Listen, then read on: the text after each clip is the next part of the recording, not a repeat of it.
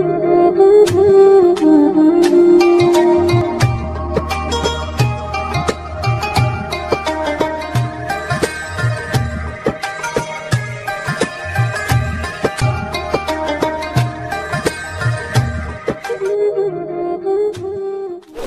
Pak, apa hukum nikah setelah hamil duluan? Sepakat 4 mazhab, Hanafi, Maliki, Syafi'i, Hambali, bahwa orang yang hamil kalau dinikahkan oleh Pak Kua, nikahnya sah. Hukum negara, hukum agama, nikahnya sah. Tidak ada permasalahan. Yang tidak masalah jangan dipermasalahkan. Nikahnya apa hukumnya? Nikahnya apa hukumnya? Nikahnya apa hukumnya? Sah. Lalu masalahnya di mana? Setelah anak lahir muncul 4 masalah. Apa masalahnya? Anak itu tidak boleh pakai bin bapaknya. Lalu pakai bin siapa? Bin emaknya. Malulah pakai bin emaknya. Satu-satunya yang pakai bin emak cuma satu, Isa ibnu Maryam. Yang lain mana ada? Malu pakai bin emaknya. Apa boleh buat? Begitu hukum Islam. Kalau mau nikahkan, nanti lahir anak pakai bin emaknya. Kalau tak mau gimana? Pindah ke Papua, cari kos-kosan di sana, tunggu sampai 9 bulan. Setelah lahir baru balik. Ditanya tetangga, mana anak kamu? Sedang S2. Pertama, tak boleh pakai bin bapaknya. Yang kedua, kebetulan anak itu lahir laki-laki, anak hasil zina, lahir laki-laki. Setelah itu lahir adiknya perempuan, adiknya perempuan, adiknya perempuan, adiknya perempuan. Maka abang yang laki-laki hasil zina tadi tidak bisa menjadi wali bagi adik-adiknya. Kenapa tidak bisa jadi wali? Karena mereka saudara seemak, saudara seemak, saudara seibu, tak bisa jadi wali. Yang bisa jadi wali adalah saudara seayah. 3, mati si bapak, anak tak dapat harta warisan. Kenapa? Mereka tidak ada hubungan nasab. Orang yang mendapat warisan hanya karena ada hubungan nasab. Yang tak ada hubungan nasab tidak saling mewarisi.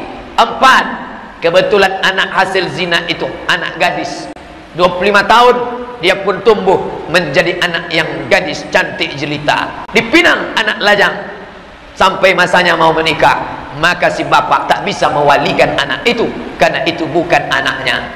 Lalu siapa walinya? Walinya adalah wali hakim. Datangi Pak Kua 25 tahun yang lalu. Pak Kua, ya, saya mau bicara dengan bapak nih 4 mata. Masalah masa lalu saya 25 tahun yang lalu. Kata Pak Kua, jangankan 4 mata, 3 pun bisa. Apa masalahnya? Saya ini tak baik Pak Kua. Saya ini orangnya tak baik Pak. Apa tak baiknya? Sekarang saya baru baik. Dulu saya ini setan. Kata Pak Kua, memang nampak saya masih ada bibit-bibitnya lagi. Jujur, maka perempuan itu yang mewalikannya adalah wali hakim. Begitu kata Nabi. Fasultan hakim waliyun man la waliyalaha, menjadi wali bagi perempuan yang tak ada walinya. Itu kan ayah dia. Rambutnya sudah diambil, darahnya sudah diambil, air liurnya diambil. Rambut, darah, air liur bawa ke Singapura, dekat dari sini. Tes DNA, tes. Setelah tes positif, ini anak Anda. Tunjukkan, ini anak saya Pak Ustaz. Siapa yang bilang itu anak kamu? Nih Lee Kuan Yew yang bilang. Tak laku mas bro. Dalam Islam DNA tak laku. Lalu yang laku itu apa? Akad. Salah saya apa? Udah dijelaskan, tak juga tahu dia salahnya. Apa salah saya? Mau tahu kamu apa salah kamu? Apa? Kamu mencoblos sebelum hari H. Itu salah kamu. Baru kamu tahu. Maka jagalah anak-anak gadis kita. Tak selamat kita dari azab Allah Subhanahu wa ta'ala. Selangkah lagi kita mau masuk surga.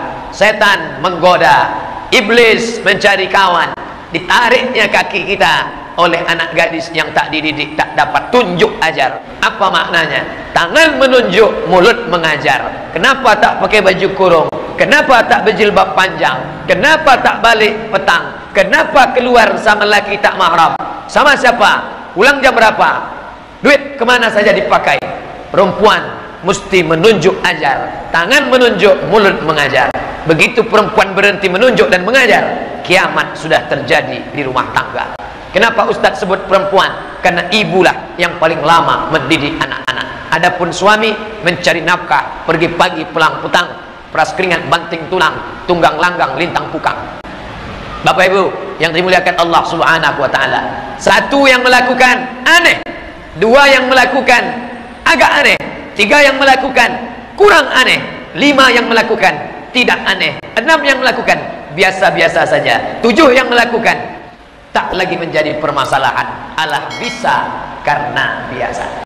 Jangan sampai kita merasa benar. Orang yang menikahkan anak telah hamil merasa benar, padahal dia tidak benar. Kalau hidup di zaman Abu Bakar Siddiq, apa yang akan dilakukan Nabi dan Abu Bakar? Azaniatu, pezina perempuan, wazani, pezina laki-laki, fajlidu kulla wahidin minhuma mi'ata jaldah. Cambuk 100 kali cambuk. Tak ada cambuk pecut untuk memukul kuda, tak ada. Ambil batang korma, pelepah korma, pukulkan ke belakang.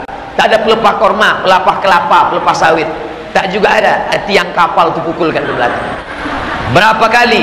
Kalau belum menikah 100 kali. Kalau sudah menikah, bini orang, laki orang berzina juga, apa hukumannya? Asy-syaikhu wasy-syaikhatu, laki-laki yang sudah menikah, perempuan yang sudah punya suami tetap juga berzina. Tanam setengah badan dalam tanah, lempar batu sampai mati, tak ada ampun. Kenapa ditanam setengah badan? Karena kalau tak ditanam lari dia. Maka tanam sampai sepinggang, ambil batu, lempar sampai mati. Begitu hukum Islam. Nanti kalau bapak ibu mau melaksanakan di sini, gali tanah, masukkan dia, lempar batu sampai mati. Tapi kalau Pak Kapolsek menangkap, saya tak tanggung jawab. Saya hanya menyampaikan hukum Islam. Ini negara Pancasila, tidak diterapkan hukum Islam. Orang yang berzina bukan dilempar batu, orang berzina bukan dilempar cambuk. Orang yang berzina apa hukumannya? Dinikahkan. Bapak Ibu yang dimuliakan Allah Subhanahu wa taala, hukum Allah tidak ditegakkan, kita sendirilah introspeksi diri. Salat Islam, puasa Islam, haji Islam, umrah Islam, zakat Islam, tapi pernikahan tidak Islam, maka tak sempurna Islam kita. Ya ayyuhalladzina amanu, hai orang beriman, udkhulu fis silmi, masuklah kamu ke dalam Islam kafah, secara total, jangan sepotong-sepotong. Download tak bisa sepotong. Kalau gagal download Anda 95%, hangus semuanya. Selesaikan ceritanya dari A sampai Z. Allahu Akbar, salat Islam, tak makan tak minum, puasa Islam, keluarkan zakat mal Islam, ada duit pergi haji umrah Islam. 4, syahadat tiap hari, asyhadu an la ilaha illallah wa asyhadu anna muhammadar rasulullah. Kita benar di hadapan Allah, kita benar di hadapan manusia, tidak merasa benar, tapi memang kita sebenar-benar. Saya mulai ceramah tadi jam 2, sekarang setengah 3, untuk menjelaskan benar dan merasa benar setengah jam.